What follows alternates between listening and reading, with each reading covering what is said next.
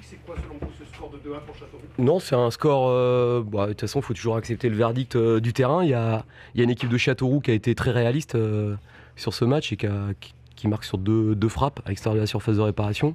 Je pense que la différence est faite là. Après, ma déception vient sur le manque de réalisme qu'on a pu avoir parce que pour un match à l'extérieur, je pense qu'on a quand même eu beaucoup d'occasions. On a monopolisé le ballon, on a joué haut, on a récupéré le ballon très haut. Voilà, donc je suis déçu du résultat, je suis déçu du scénario du match aussi. Mais par contre, je pense que si on avait fait d'autres matchs comme ça à l'extérieur, on en aurait gagné sans doute un peu plus. Parce que ce soir, j'ai vu le visage d'une équipe qui avait envie d'aller chercher quelque chose. Ça n'a pas payé ce soir, mais en tout cas, le visage de l'équipe était celui attendu. Maintenant, on prend 2 belles frappes. C'était un peu le cas déjà au match aller. On avait pris une frappe quasiment en pleine lucarne. C'est Tunkara, exactement, de l'autre côté. Donc c'est du talent et ça permet à son équipe de se donner de l'air. Mais c'est le match, je pense, sur la prestation de mon équipe se joue surtout sur la précision parce qu'ils ont eu beaucoup moins de situations que nous, mais ils ont été efficaces. Surtout qu'à 2-1, vous avez des raisons d'y croire. Non, mais on a eu des raisons d'y croire tout le match parce que même à 1-0, il y a une équipe qui s'est recroquevillée très vite. Même en début de match, ils ont voulu nous presser, on a ressorti le ballon. Voilà, j'ai trouvé très bon dans les ressorties de balles. On a été intéressant jusqu'à la dernière passe parce qu'on a manqué de discernement au fur et à mesure de la première mi-temps. On a forcé certaines situations. Mais voilà, on sentait qu'on pouvait marquer, mais il aurait fallu faire les meilleurs choix. Dès le début de la deuxième mi-temps, on a 2 grosses occasions qui doivent nous permettre de revenir.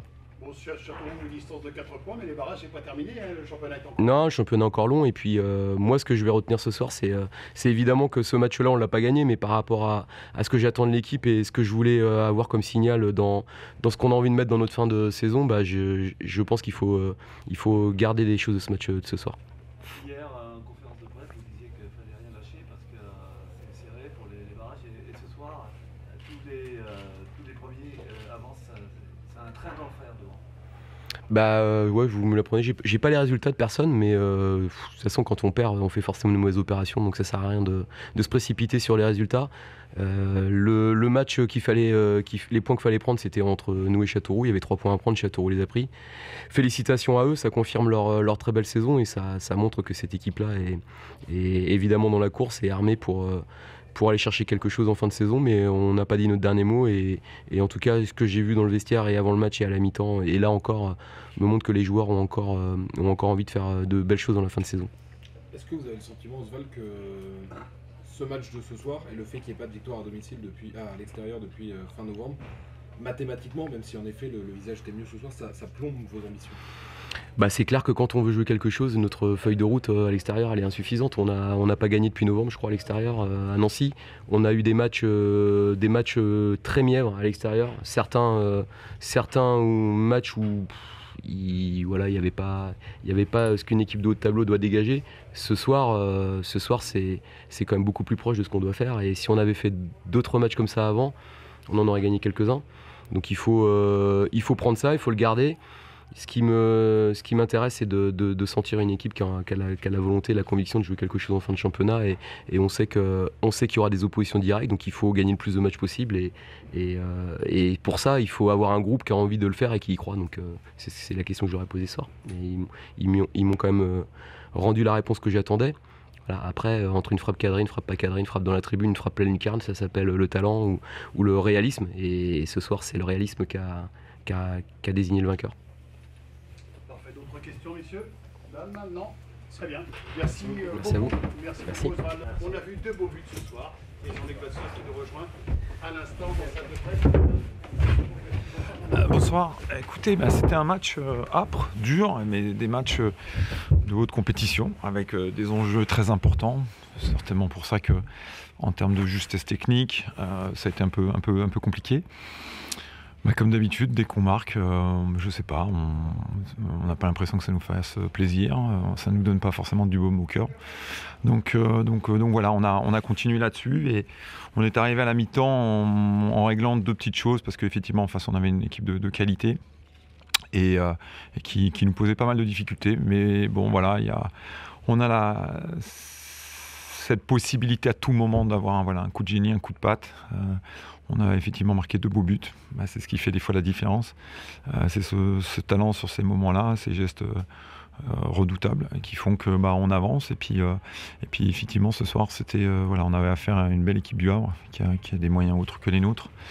Et le plus important dans cette période-là, je leur disais qu'on sort du virage là, et la ligne droite elle est devant nous maintenant. Et donc il faut lâcher les chevaux et tout lâcher, rien regretter. C'est ce qui a été fait ce soir. Vous attendiez une réaction après le 4-0 de Reims? Elle a eu lieu, bien sûr, puisque la victoire est là. Oui, bien sûr, ouais, on attendait ça aussi. Hein, et effectivement, les garçons ont été soudés, à défaut d'être on va dire, précis. Et puis voilà, c'est toujours gênant de prendre un petit but comme ça, mais bon, ce qui est le plus gênant, c'est effectivement l'expulsion de Opa. On regardera les images encore une fois pour peut-être se faire mal encore une fois, mais on verra.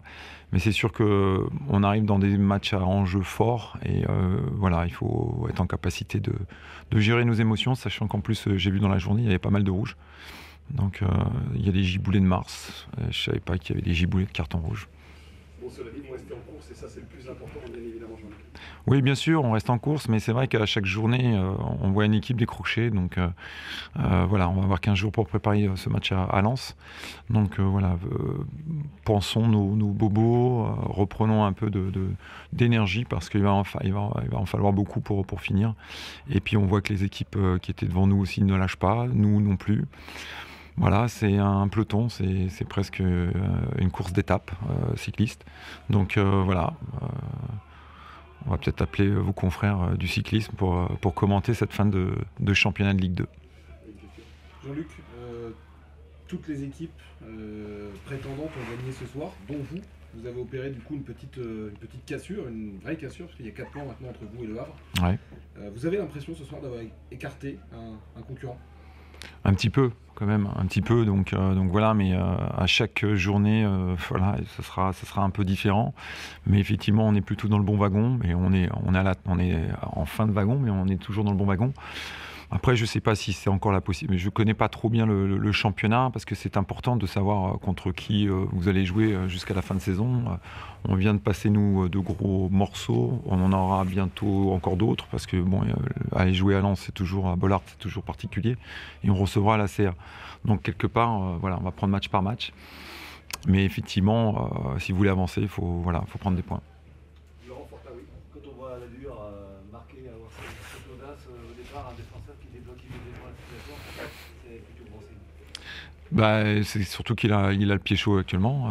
Il avait déjà marqué, fait une passe D. Donc il était plutôt voilà, à Gaston Petit, il est chez lui un petit peu, c'est son jardin. Et puis c'est cette faculté aussi quand il joue à gauche d'avoir son pied droit et d'enrouler. Il a eu l'occasion de marquer en début de saison, ça n'avait pas été le cas. Il le garde pour la fin, c'est pas plus mal. Oui, bien sûr, ouais, mais aujourd'hui, j'ai beaucoup de joueurs qui peuvent jouer, et ça, c'est notre force. Et c'est peut-être ça qui a fait peut-être la différence, parce que notre profondeur de banc, Richard était sur le banc, Aldo était en tribune, c'est ce que je vous dis, hein, il y a de la qualité autant en tribune que sur le banc, et que sur le terrain, bien sûr. Et que, voilà, on savait qu'avec Jerzy, il a cette capacité à bien relancer, et il l'a démontré plusieurs fois, et effectivement, sur le but, c'est lui qui fait une passe D de 50 mètres. Voilà, merci bien, au revoir, bonne soirée.